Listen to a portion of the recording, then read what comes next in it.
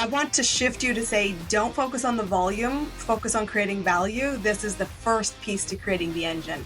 And I will tell you that in the next 90 days, two things primarily will predict your revenue, your new client growth, and the momentum building in your business.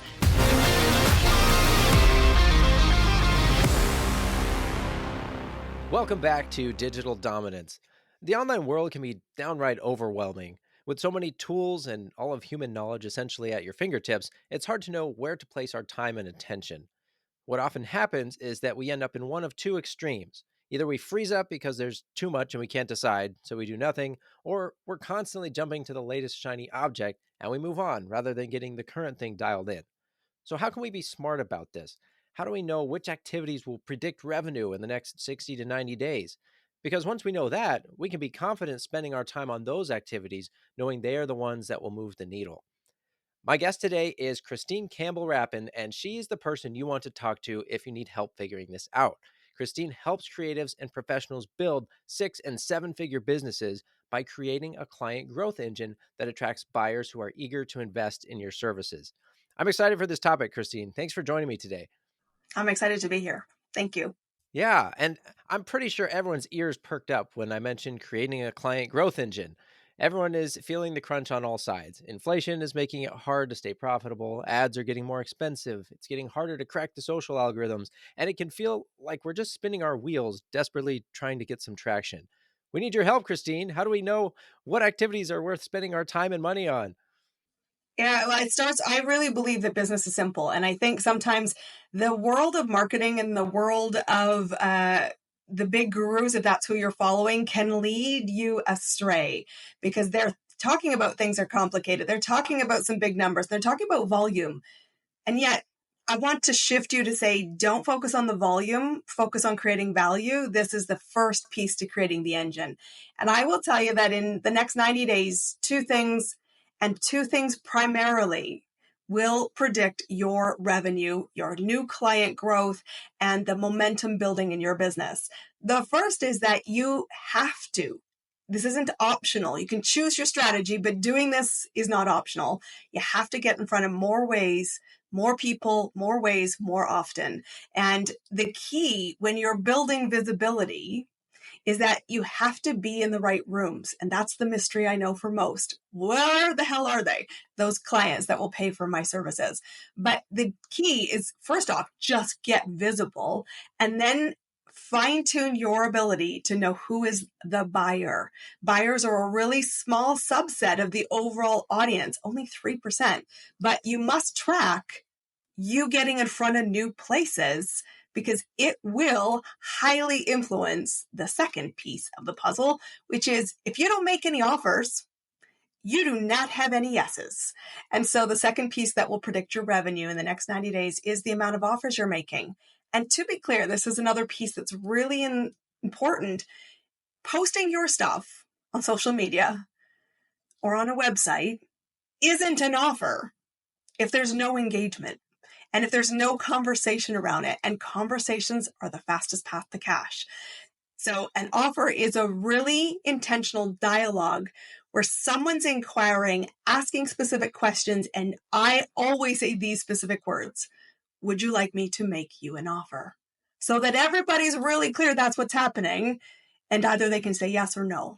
But don't just blast stuff and think you made a lot of offers, because I will tell you, if you don't have the clients you want right now, it is because you either are not in front of enough people and you are not making enough offers. So at minimum, track that, because where you sit right now in your business is because of what you did 90 days ago. If you're not happy with that outcome, I hope this lights your fire to fire up your engine. Definitely. That was great. And kind of following up on that, do you have a case study from a client that you worked with to help us wrap our heads around this from a practical, tangible perspective and kind of walk us through that process? 100%. So a lot of my clients are creative. So they might run video companies or marketing agencies, or they're in the creative marketing sphere because a lot of creatives struggle with foundations. So they come to me to help them with that because I really understand the creative process. And I have a client who spends a lot of time building programs and services. Anybody relate to that? Like if I just build it, they will come. And I said, you are living the Kevin Costner Field of Dreams business strategy, my friend. How's that going? And they're like, I have crickets. Yeah. I'm like, I'm exhausted. I think I just need to tweak the offer. And we're constantly in the tweak the offer. And I said, stop. It's probably not the offer. It's probably the fact that we don't have anybody watching. And then the answer can be, well, can I just pay for ads? And I will tell you, I'm not adverse to paying for traffic. But until you know who you are, what you serve, the value you create, and why you should be hired, it's very, very expensive as a learning curve. So I would say use that as an accelerator after you have the foundations in place. So I said to my client, I said, stop with the tweaking of the offer. Let's pull out your calendar and let's audit what you did in the last 30 days. First thing we ask, because it's a simpler, smaller number, how many offers did you actually make? And the chances Right. are, I think I made a lot. And I'm like, awesome. Tell me who they were. Tell me what the offer was. And then we realized there was one offer in 30 days. And I said, and what was the next step of the offer once you made it? I didn't have one. So, well, one, and not enough. And two, we need to have a plan to go and ensure we have a yes or a no. Close the door. Don't leave cupboard doors hanging open. Second component to that is, where were you spending your time? Tell me in your calendar over the last 30 days, what did you do? So, well, I joined a new networking group. Great. How many meetings did you go to? 3. Okay, great. Of those meetings, how many one-to-ones did you meet? 2 people. So you went to 3 meetings and took 2 meetings? It's probably not the best use of your time. What did you do with those 2 meetings? Nothing. What's the follow-up step for that? Nothing. And I said, were they buyers for your services? Did you identify that? Pregnant pause. At this point, my clients are starting to feel a little uncomfortable, and maybe you are too as the audience. This is the simple questions to ask, because I said, I want you to get in front of more people, but I want you to know, why did you choose that space, that room, that network, that market? What did you do in that time? Did you have an intentional goal to go into it? Yes, I wanted to meet 2 people. Did you identify in the room who you thought could be a potential buyer? Because that's the most valued use of your time. Yes, relationships are important. Yes, networking in general, as getting to know people, is important. People do business with people. But I said, I want you to build a system that's very simple. You can do it old school with notes and papers, calendar on your desk, or I can build a basic spreadsheet, or you can have a CRM. All of those are optional. I want you to be tracking how many hours you're spending, where you're spending them, how many meetings you booked, and what did you do with them. And if you've made an offer, the first thing we want to talk about every day is, let's talk about moving cash. Where are we with the offers? That's the most important thing, because truthfully, here is how you distill all that. Once you go, okay, I have a system. Now, how do I make a decision on what to do? I tell my clients, if you don't have consistent client growth and you're not trying to solve capacity because you're at the peak of it, 70% of the hours you're working need to be doing the first piece: meet more people in more ways more often. 70% of your hours. Because that is the thing that will get you off the cash roller coaster. It is the thing that will keep interest in your business, and it will show you top of mind to the people who are out there who might not yet be your buyer. And I went into this conversation with this client, and when we've had huge peaks and valleys today, I said, first thing we're going to do is go back and audit this. And she's like, all I've done is record content. All I've done is focus on an event I'm going to launch in March. And what's happening now? I don't have enough cash in my business. I said, well, today, clear your calendar. The first thing we're going to do is go talk to people.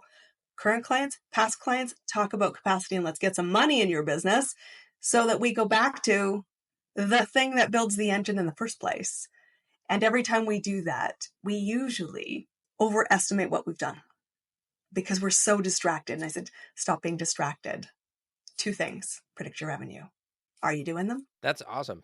Yeah, I mean, that breaks it down very simply, and it's also a great example of why we need an advisor or someone kind of looking over our shoulder sometimes to keep us accountable. Because it's easy to say, "Oh yeah, I've been busy all month. Of course, I probably put out a bunch of offers, right?" But the months can blend together. You're just busy, caught up in doing administrative stuff. You don't realize, oh, I didn't have as many meetings this month, especially when you are working on something like an event or whatever. So the calendar doesn't lie, and looking back at it gives you that insight to make sure that you're putting the fuel in the engine in the first place to keep it running. Yeah, and I'll just be candid because it's easy to say, I mentor this. So yes, I do. But I mentor myself just as equally. Just outside my camera is the board that tracks this in my business. Current clients, current committed revenue, current number of new clients bringing in, current open offers. All of that is right within my view line. So that as I get to my desk in my working space, I go, first thing I focus on is revenue in the door and high probability conversations with people I've identified that might be buyers. Everything else is secondary. It helps me build a business in fewer hours. Right. Well, the key word there is build a business, right? A lot of people as freelancers, became business owners, or they just do it because they want to work for themselves. Maybe they're really good at a particular skill and they want to do it all the time. And that's great. But if you want to keep doing it, you have to learn some business building skills. Otherwise, the business won't survive. So this is great, and so thank you for focusing on that. Let's go to another example. So if I have a lemonade stand and I want to create a client growth engine, I'm starting from scratch. I've got the stand, I've got the lemonade. What are the steps I need to take to get there? Well, the first thing you need to do is to recognize, don't spend all the time just getting the stand and getting the lemonade, because honestly, you don't need that to start having the conversations. The thing that you need to do is tell people, first and foremost, you are in business, which seems like a really obvious one, but I will tell you, you don't. And how you can audit whether you actually do this enough is, here's your takeaway, go homework. I want you to put onto your favorite social platform that you think you're the most active on and ask this question. Tell me what it is you think I do. You're going to get a lot of answers. Very few of them are going to be, you're in business to do X. I know because I ask this question. My mother thinks I'm in marketing. I'm like, okay, well, marketing's a component to that. What I really want people to do is have sales. And she's like, yeah, but you're in marketing. So ask that question. You need to state, I am in business. The second component to that is, what's the result you stand for? So this is a really simple question. And a lot of us have a quick answer, and the quick answer, we don't own it and it's not deep enough.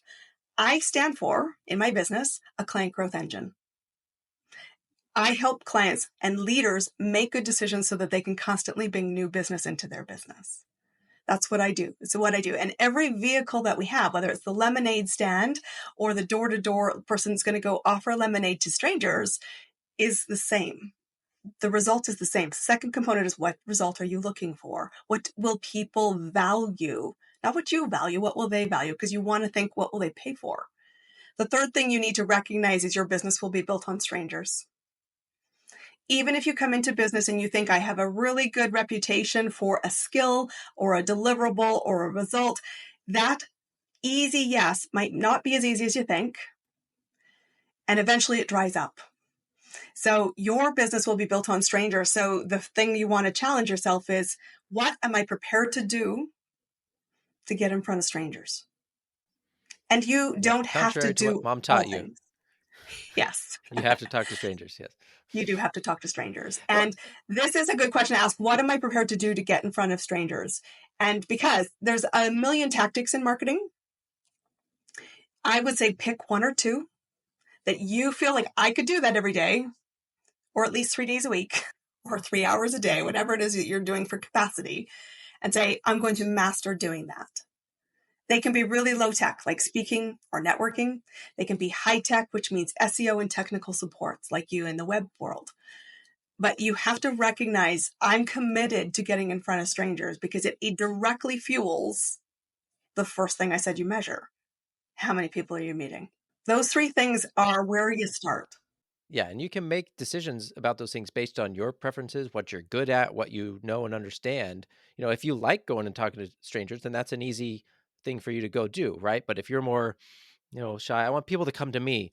Okay, then you got to decide, if I want to have a lemonade stand, am I fishing or hunting? So if you're more shy, you can go fishing, but don't put your lemonade stand in the residential neighborhood. Go set it up outside the mall where there's constantly people walking by.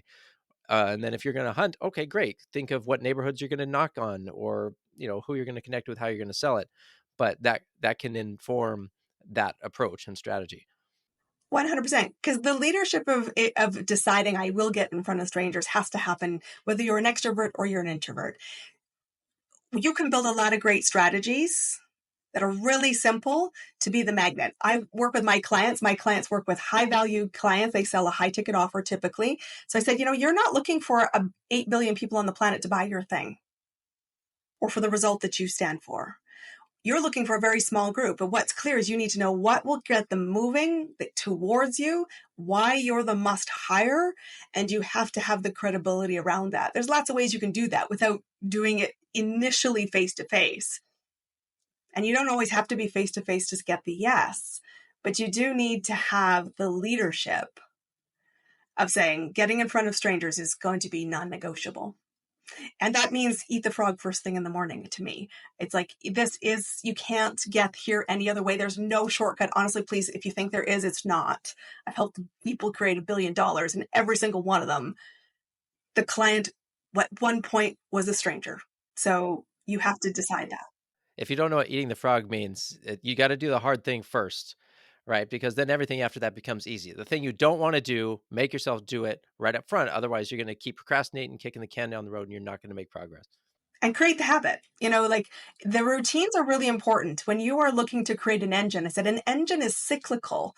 It fires really predictably. And so if you know two things predict your revenue, strangers and offers, and you know that you have to get non-negotiably in front of people and choose how you'll do that, then at least I said 70% of your day has to be that engine, those basic stacked habits and rewards that were going to keep you doing it, because you are compelled to reach the outcome, which is I want to see my business grow.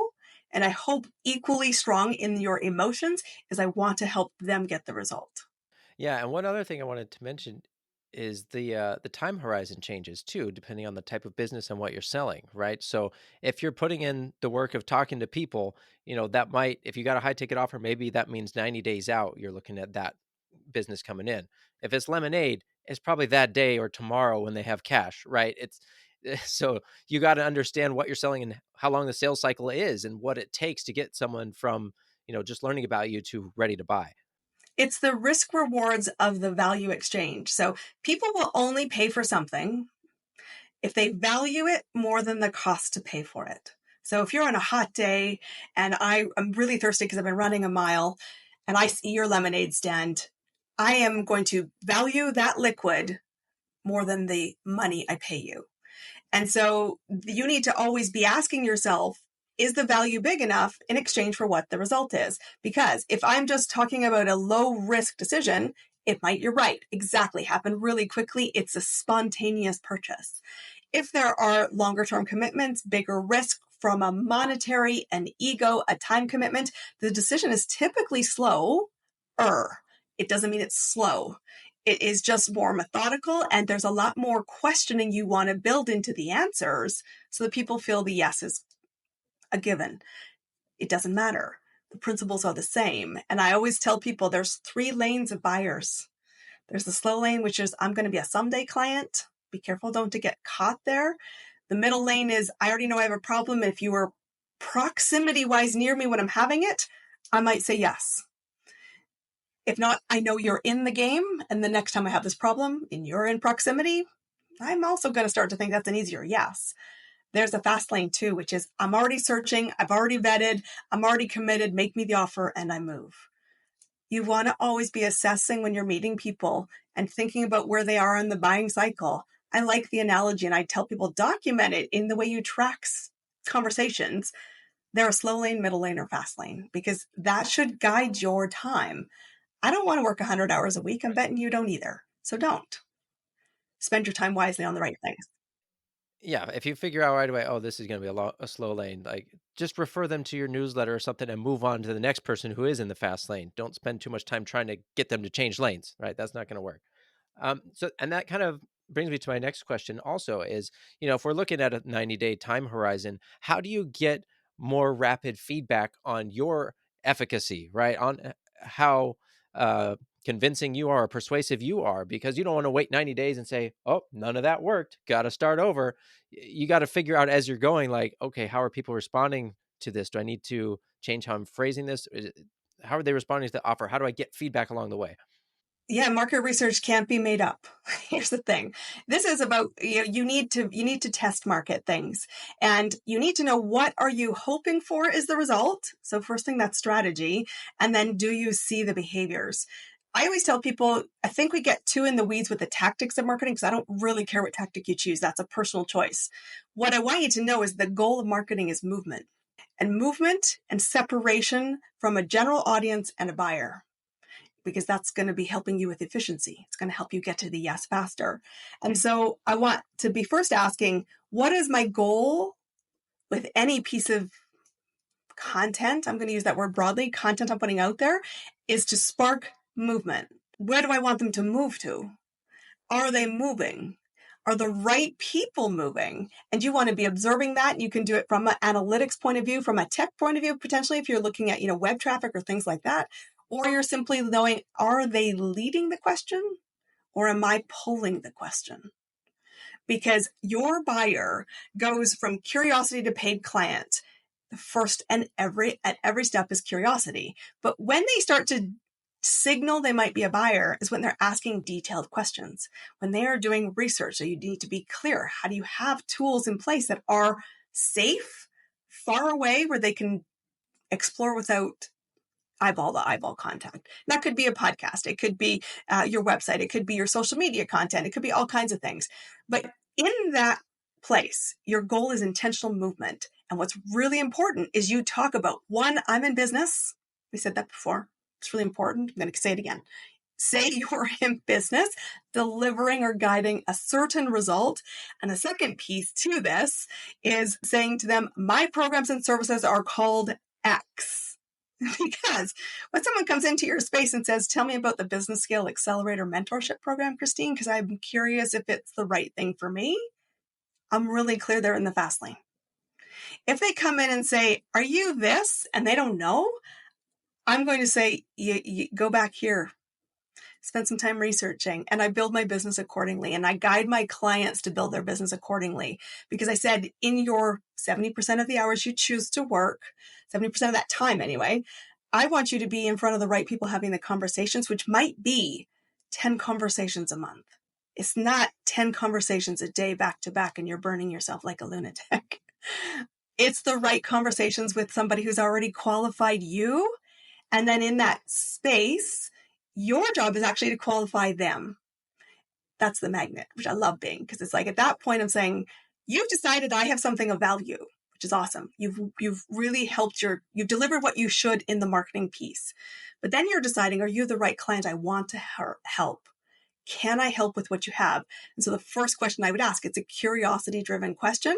Why do you see my services as valued to you right now? And what are you considering? These are curiosity-driven questions. The more detailed the question, the more you know that there's engagement. The place is right then to say, if there's a match, and only if there's a match, would you like me to make an offer? And you got to get to this place where you get out of the scarcity mentality where you're okay saying no to certain clients right now. Like, because otherwise, if you're like, I need the revenue, I need the cash flow, you're going to say yes to these people that you shouldn't be allowing into your business. Cause in the back of your mind, they are going to be such a pain. It's going to be so much work. It's not going to be worth it. But being comfortable, recognizing that, setting them aside, like wishing them well, but I'm going to focus over here now. Yeah, and be honest if you don't think they're ready for what you need to deliver the result, because you as the business owner, when you say I'm in business, you hold the standard of integrity of the services you put out into the marketplace, nobody else. So if you don't think you can help them get the result, don't make the offer. Or if you're not sure yet, you want to adjust maybe your programs and services if you think that they're a good compatible client for you, because you need to deliver the result, because the spillover in the market and the social proof that's generated is always worth making sure the fit is there, and then again delivering. And you do not have to say yes to every client, because you have to always manage your capacity. If you say yes to somebody who's not the right fit, you don't have capacity to say to the next unless you flex somehow your capacity. So you have to know, if I say no, you do it for good reasons, but that means you have to make sure you keep your engine firing so that next week or tomorrow or at 3 o'clock today, you're going to have another conversation. So you're not leaving this gap of I keep my fingers and toes crossed, thinking this person's going to say yes, and all my business's money this month is banking on it because it's bad energy and you don't lead really well in that space. But you also have the faith, you know what? My engine is firing. I focus on the right things. I'm really disciplined. And there's going to be another conversation tomorrow because I'm doing the right things. Yeah. Well, and I thank you for breaking this down for us. And thank you for diving in so deep with us and giving us these clear definitions of this approach to build a client growth engine. And hopefully this has sparked some big ideas for the listeners. Guys, we just got a masterclass in just that central growth engine for your business. So I hope you're taking notes. If you guys actually implement this stuff, look at your calendar, start making those changes to focus on the things that matter, you're going to see huge results before long, probably even before the 90 days. So thanks again, Christine. And guys, all of Christine's links are in the episode description. So go connect with her. She will offer you a business scale accelerator session if you mention FroBro, the sponsor of this podcast. That's FROBRO, FroBro. And if any of you had a light bulb moment while listening to today's episode, I want to hear about it. So send me a quick message on LinkedIn. Let me know what it was. Just to wrap us up, Christine, do you have any closing thoughts? I will tell you that everything you want is on the other side of fear. So decide. Decide to go in. Business can be elegantly simple. Don't let anybody else tell you otherwise. Go back and re-listen if you need to. Look forward to connecting. Thanks again for being here, Christine. And thanks to everyone listening. Now get out there, start dominating, and I'll see you in the next episode.